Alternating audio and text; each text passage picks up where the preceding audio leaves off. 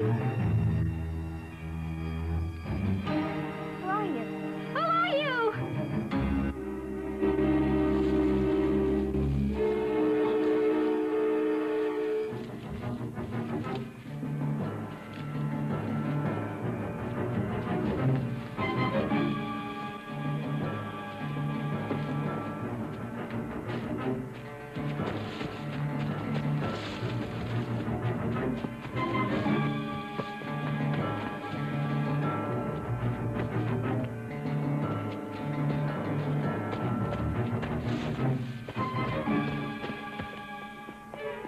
Susan, what's the matter?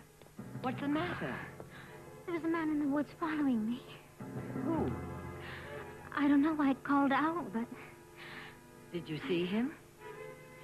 no, but he was there. Darling, are you all right? Yeah, yes. Oh, it was probably just a trespasser wandered in from the main road. Probably.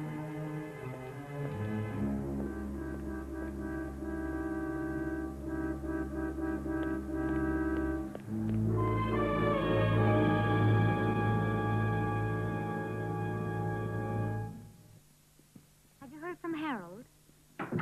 No, I haven't. Would you help me with the bed, dear? Well, doesn't he usually call you when he goes away? He doesn't usually go away. Why the sudden interest? About Harold? He is my stepfather. Oh, technically. Anyhow, I haven't heard from him, and I really don't expect to.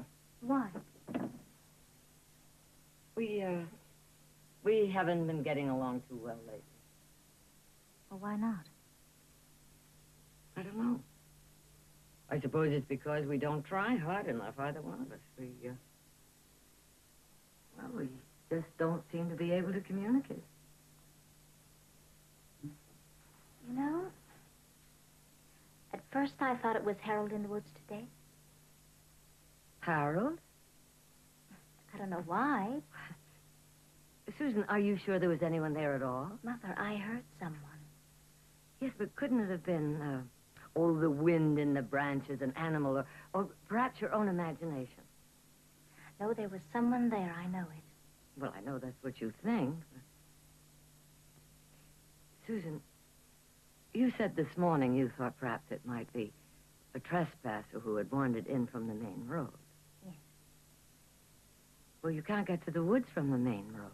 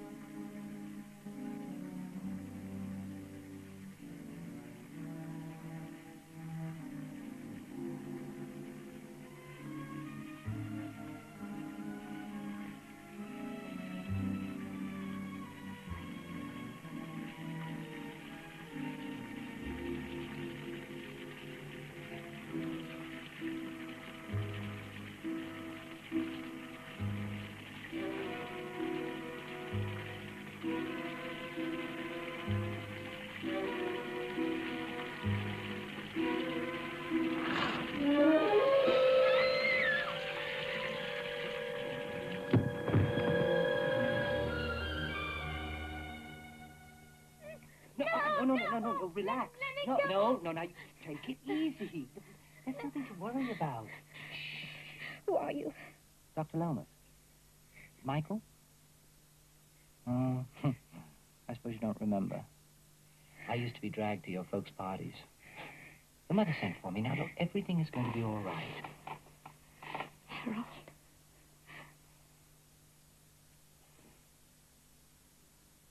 What about Harold?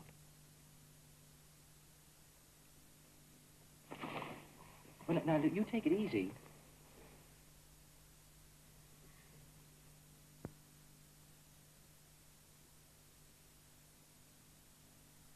I saw.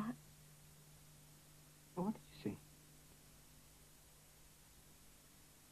Nothing. Your mother's very worried about you. May she come in? Yes.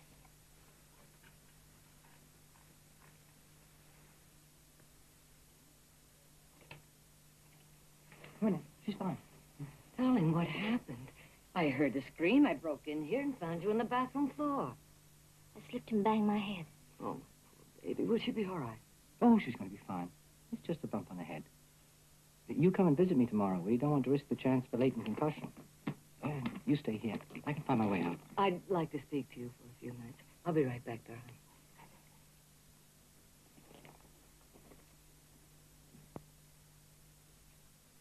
I spoke to your Dr. Schweitzman last night. You did? Why? Mother asked me to. She's very concerned about you. I banged my head. It didn't need a call to Switzerland. How did you bang your head? I walked into the door. You know, to get a lump that size, you must have run into the door full tilt. Now, something frightened you. No. Mm-hmm. Yes, it did. You saw something in the bathroom. You began to tell me about it last night. Now, what was it? Nothing. May I go now? Certainly. There's nothing the matter with you whatsoever.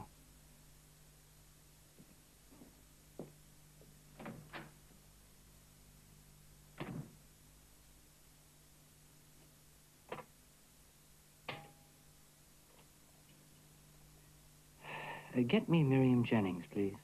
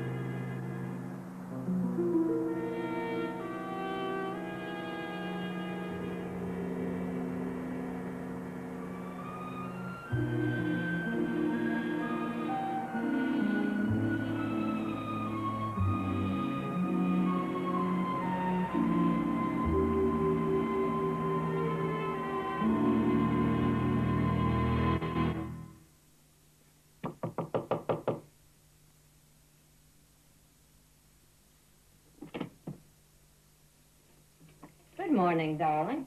Didn't you hear me knock? Mother, there was a man in the garden last night.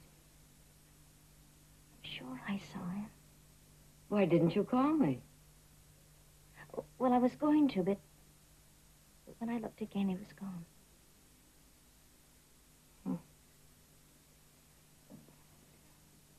That's the second time you've thought you've seen someone. Susan, I think we have to consider whether this whole thing was such a good idea after all. What thing? You're coming home. Now, let me finish. I know what Dr. Schweitzman said, but maybe he was wrong. I talked to Dr. Loomis, and he agrees with me. Mother, he's known me for 10 minutes. I've been with Dr. Schweitzman for 7 years. I know. But maybe it takes someone who is not quite so involved. What are you suggesting, that I leave? And go where? Back to Switzerland? Oh, no. We can go any place you like. New York, Hawaii, Mexico. We could even take a trip around the world. Why don't we? It would be good for both of us. Mother, now you've got to understand I've worked for 7 years to reach this stage. If I leave this house now, I'll never be able to come back. This is my only chance. Please. All right. I guess I'll just have to settle for San Francisco. Hurry and get dressed. Oh, Mother, I'd rather not. Susan, we have all that shopping to do for you. You shop for me, size 8. I will not go without you, and I will not leave you here all day alone. Well, if you're worried about my being alone, you drive yourself and let John stay here. Susan. No, you've got nothing to worry about. Now, off you go. Now, you sure you'll be all right? Mother. I'll be back as soon as I can.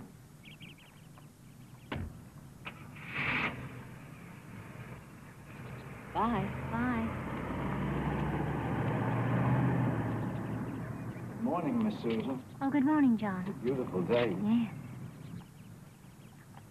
Where are you going with the gun? Down to the woods. There's a fox down there. She's killing all the young pheasants. I'm going to shoot her. Oh, no, don't do that.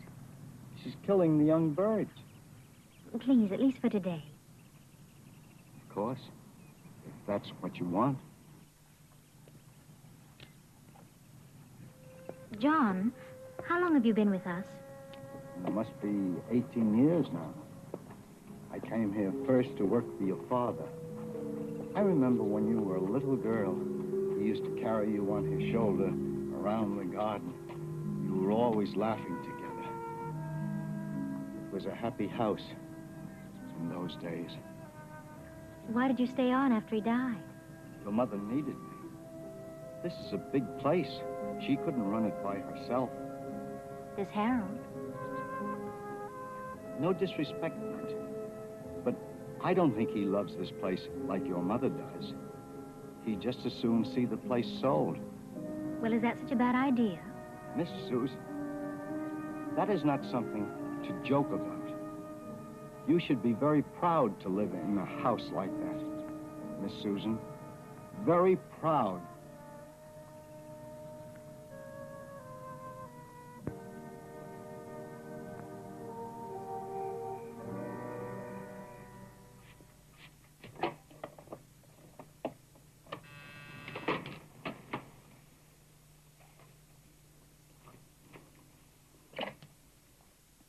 John speaking. John, it's Susan. Oh, yes, Miss Susan. Did my mother say what time she'd be back this evening? No, miss, she didn't. Oh, well, did she make any plans for dinner? Yes. She said there was some cold cuts and some salad in the refrigerator. Oh, all right. Thank you.